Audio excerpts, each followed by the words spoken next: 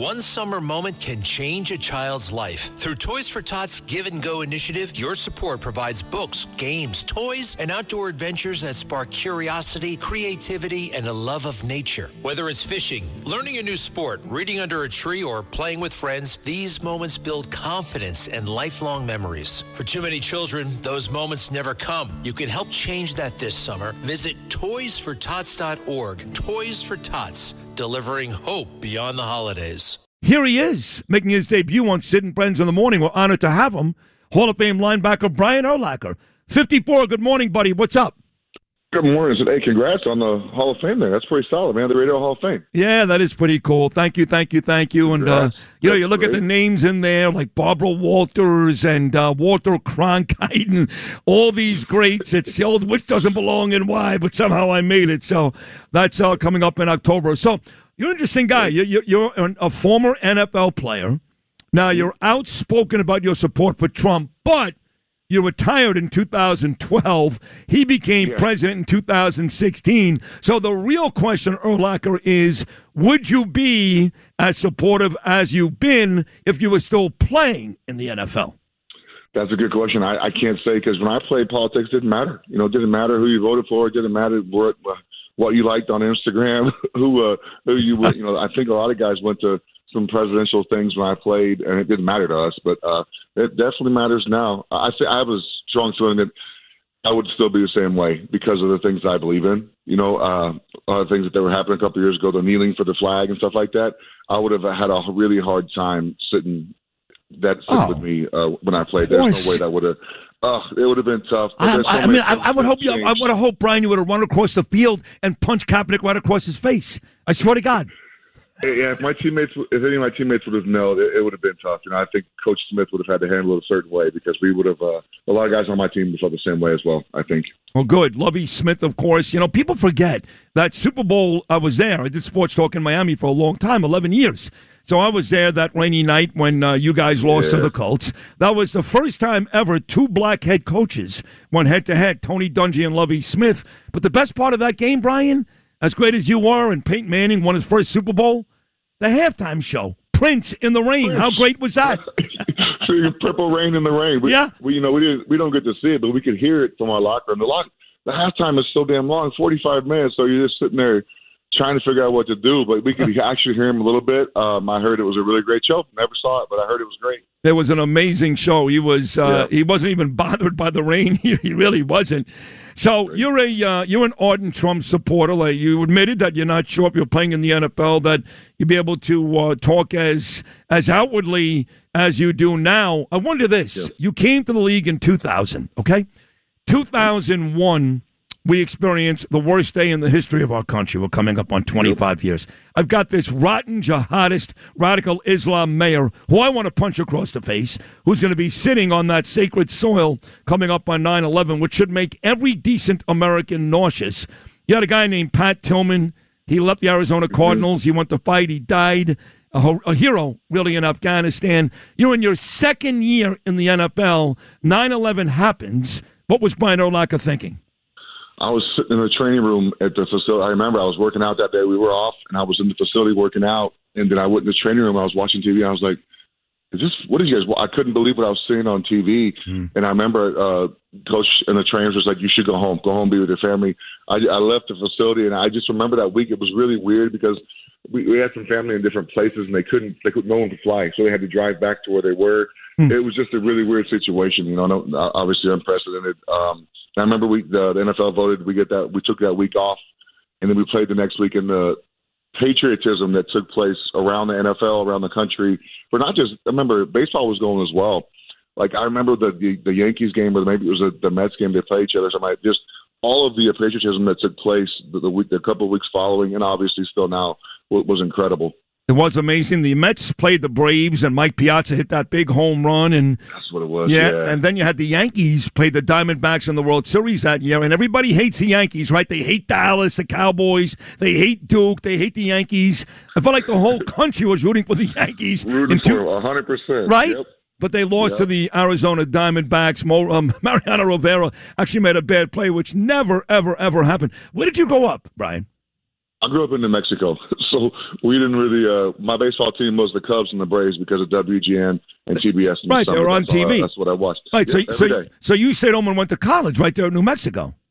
I didn't have any offers. That's the only offer I got coming out of high school. I could have walked on at Texas Tech. We couldn't afford that, so I accepted the full ride offer to the University of New Mexico happily. And look, they're not exactly a powerhouse football program. And for folks that don't know this about you, you were a defensive back who made it to the Hall of Fame as a linebacker in the NFL. That's pretty amazing. Well, it was a rover. Once my first 2 years we had Dennis Franchione, who was great, and then I had Rocky Long come in my last 2 years, and he changed the whole defense to suit me, to just let me run around and not get blocked and make tackles. So I play about 11 yards deep in the middle of the field and run to the football. It was a lot of fun. There's a Fox News reporter. She's become a very good friend of mine. She's coming on tomorrow. Her name is Donna Rotuno. You know who she is? I do not. She's on Fox News all the time. She lives in Chicago. I always watch Fox News. I always watch Fox. Yeah, she's on all the time. She does all the legal stuff. She was on today talking about the Charlie Kirk, Tyler Robinson jury today, the trial. She lives in Chicago. She lives and dies with the Bears. So she comes in during the football season. She goes bear crazy. Happy now. Yeah, well, so she was worried. She was worried last year the Bears were going to move. They still might move. They're still. I mean, they could go to Hammond. I don't understand how the damn state legislature or state reps or Prickster or any of those guys how let it get this far where they have a chance to go to Hammond and not play somewhere in Illinois. Doesn't make any sense to me. Horrible. Do you live in Chicago? Or are you back in New Mexico? Oh, no. We live in Arizona. Yeah, we moved out of there. I don't agree with a lot of things that go on in Illinois. So we moved out here to Arizona where it's really warm and safer. How long you been there? It's true. Unless you go down by where the cartels are, or God forbid where Nancy Guthrie was. They still haven't found that poor lady. You don't live anywhere near Tucson, do you? No, we're about an hour and a half, but it's pretty safe now. In the last couple of years, for some reason, it's gotten safer everywhere. I don't understand it. It's weird. Well, you have some Republicans there. I know Carrie Lake lost. You know who Carrie Lake is, right? Yeah, she's great. She's great. She lost to Ruben Gallego. But you know who's running for office there? Former NFL kicker Jay Feely. Jay Feely, yeah, Jay's a buddy of mine. We're members of the same golf course. Oh, you are? Okay. He also golfs with Trump once in a while, Yeah, Jay's a good dude. I think he'll win that spot. I hope he does. And he ended up switching districts or something like that because there was somebody else running the sheriff. I don't know the name. There's a guy that's a big sheriff out here that's running, so for spot he won. So Jay switched places. Yes. So we can get two good Republicans in there, hopefully. How about that? Would you ever run for office, Brian? Nope, I got enough problems. I appreciate it, but I got too many skeletons in my closet and too much stuff they'll find out, so I'm good. You don't really have skeletons in your closet. Now, correct me if I'm wrong. I could be wrong, Brian. Everyone knows about it. I know, and did I not hear you and Jenny McCarthy on the Stern Show many, many times? Am I crazy? I don't think we were on together. Maybe he was. No, you talked about it. You talked about it with him. Yeah, I don't know. I don't think I was ever on Stern. Anyhow, you know what? Back in the day, you're right. Before he went super left, or before we knew he was super left. Right. I went on there with him because I probably wouldn't go on now. You'd never go on now, right? Never. Does he still have a show? Does he still do a show? I'm serious. I don't listen, so I don't know. No, he's on Sirius XM. I don't listen anymore either. I used to love him. Now I worked with Imus, so they were kind of arch enemies. But he has turned into one of the biggest assholes in the history of radio. Howard Stern, ever. That's what I hear from my Instagram feed. That I get that reason I liked one of your reels or your posts because you're saying things that I agreed with, so I liked it. Well, I do appreciate that. So are you at the point like me, Brian Urlacher, where just about every Democrat really pisses you off? No, not. I mean, I don't agree with what they do, but we can be. So the other side, if you like Trump or you say something publicly about Trump, they hate you. Like it's just completely. You're a dummy. You don't know what you're doing. You're stupid. You're racist. But if we don't agree with them, we're just like, okay, well, I don't agree with you, but I can still be friends with you. Right. It's two different thinkings and two different frames of mind when it comes to how we think about things and how they view things. It's just totally different. So you don't get like really angry because look, you're a pretty violent guy. Let's be honest. You're all on the football field, I was. Yeah, on the football field. On the football field, right? But if somebody says something really nasty about Trump, you don't get angry. You just let it go, right? Yeah, there's nothing you can do about it. The people are going to say what they want to. You just got to, I guess, just deal with it and move on. It's not that big of a deal to me because everyone says, like, you rarely hear people say good things about Trump anyway. even obviously the media covers him horribly. Fox does give him pretty good coverage sometimes, but it's just, who cares? It doesn't matter. I just know I love what he's doing. That's all I care about. Does Brian Urlacher get all dialed up tonight for the big soccer game against Belgium?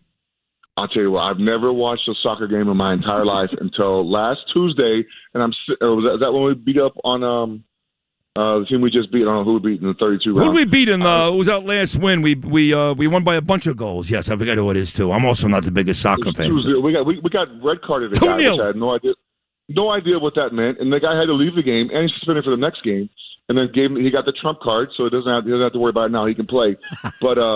I will be watching the game tonight. I've never watched. It's like when I don't watch. I grew up in New Mexico, so we don't watch hockey. We don't have hockey. But when the USA is playing, my ass is on my couch watching, rooting hard. That's because you're a great patriot. Brian Urlacher's a great patriot. So growing up in New Mexico, what the hell did you watch besides like Friday Night Football? What'd you have?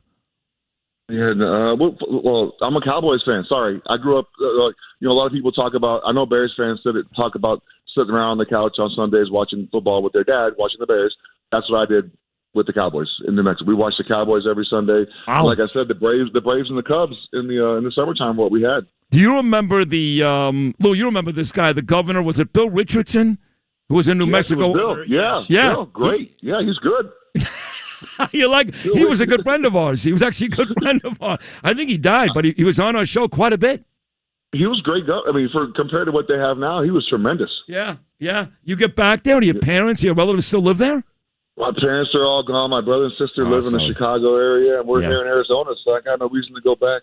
I mean, we still have friends there, so we visit, but not a whole lot. Right, and you were doing football stuff on Fox Sports 1, I think, too, right?